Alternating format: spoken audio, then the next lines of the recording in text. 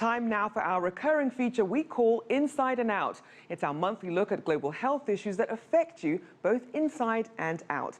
Now, in today's show, we want to explore the world in which someone on the autism spectrum lives. Autism spectrum disorder and autism are both general terms for a group of complex disorders that affect brain development.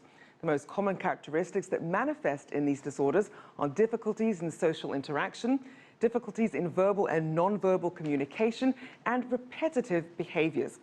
Now, according to the Center for Disease Control, about 1% of the world's population has autism spectrum disorder, and 1 in 160 children are on the spectrum. Also, more than 3.5 million Americans live with an autism spectrum disorder. And autism services cost U.S. citizens an average of $236 to $262 billion per year. Now, while some people with autism are able to live independent and productive lives, others have severe disabilities requiring lifelong care and support. Many face stigma and discrimination, especially when it comes to finding a job. Advocacy group Autism Speaks says 90% of adults with autism are unemployed or underemployed, 90%. Meanwhile, 30% of young adults with autism have not had a job or received a postgraduate education after leaving high school. And it's more expensive too. It costs almost $9,000 extra per year to educate a student with autism. But there is hope. As companies try to diversify and heed calls to be more inclusive, a growing number are identifying jobs that people on the spectrum can excel at. And some big corporations are leading the way. Mortgage finance firm Freddie Mac has been hiring recent college graduates with autism as paid interns through a partnership with the Autistic Self-Advocacy Network since 2011. Now, last year, tech giant Microsoft launched a pilot program to hire more people with autism for full-time positions. They collaborated with Specialstern. Now, that's a Danish firm that assists with job training for people with autism. And German software company SAP also partnered with Specialstern. Now, they launched a pilot version of its Autism at Work initiative in India. Offices in Ireland, the US, Canada, and Germany are now also using the program too. And in 2007, Walgreens opened a distribution center staffed nearly 40% by disabled employees. The program has been a model for others, including Procter & Gamble, Best Buy, and Lowe's. Well, our Denver correspondent Hendrik Sybrandy had the chance to meet with some people in Colorado who are doing their part to improve job prospects for people with autism. Hendrik, what did you find out? Well, Rochelle, as you indicated, this is something more and more companies are doing. With the unemployment rate as low as it is these days, at least in the U.S., businesses are really on the lookout for talent, and they're discovering that people with autism bring real value to the workplace. 23-year-old Jack Ryan is a man of few words, but he's very good at what he does. I take apart computers and sort them in the boxes. Jack has autism spectrum disorder. He's one of 18 such employees hired by Colorado's Blue Star Recycling to work its production lines. Jack says there's a key to his success. Working fast. His manager says it goes well beyond that people with autism often excel at recognizing patterns and doing repetitive work. They're consistent and punctual besides. They're great employees. These guys especially, they come in, they're focused, they know what they're doing, how to do it. It's like riding a bike, you know? It just clicks with them. Jack is a poster boy for the kind of value people with autism can bring to organizations.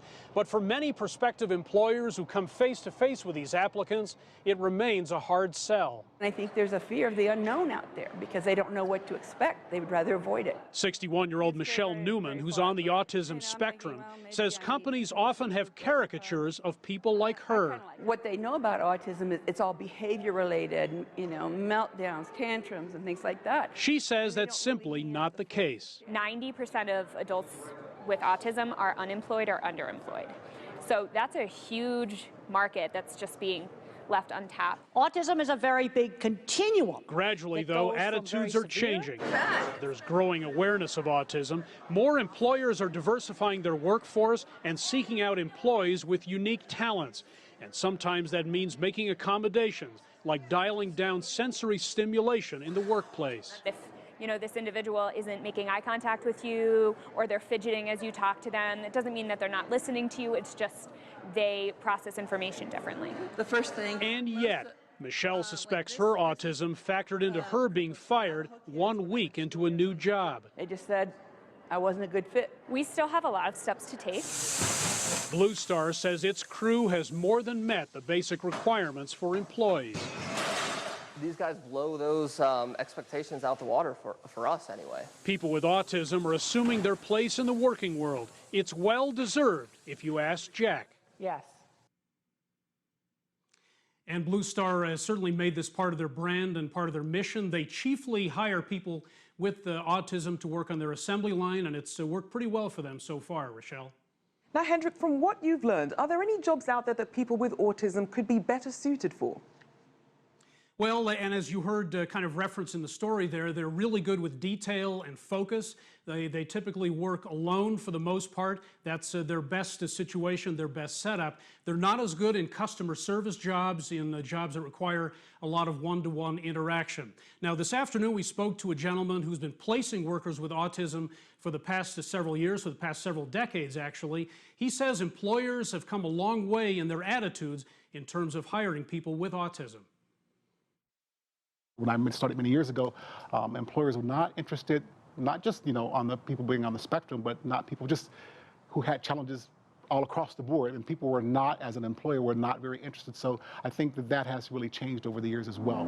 Are there accommodations that have to be made for people on the spectrum when they start a new job? Yes, I have a young man now that I'm currently working with. He's going to be starting a job next week, and we'll get some things put into place in terms of some of the accommodations he recognizes that he may need in terms of working X amount of hours and taking a break and then being able to kind of get back to the task at hand. I mean, these young people are just, like I said, super focused, razor sharp, commitment to dedication and detail.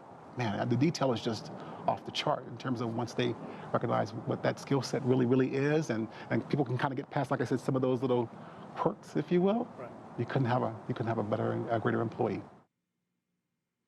He told us he's had some real success stories. There's one young man who's now a computer programmer making $70,000 US a year for a software company, so that's pretty good. He says he still has some problems with people following with follow-up appointments and scheduling appointments and following through, but that may not make autistic workers that unique. A lot of young employees have that trait nowadays. Indeed. Hendrik Sybrandy there, thank you very much, live from Denver, Colorado.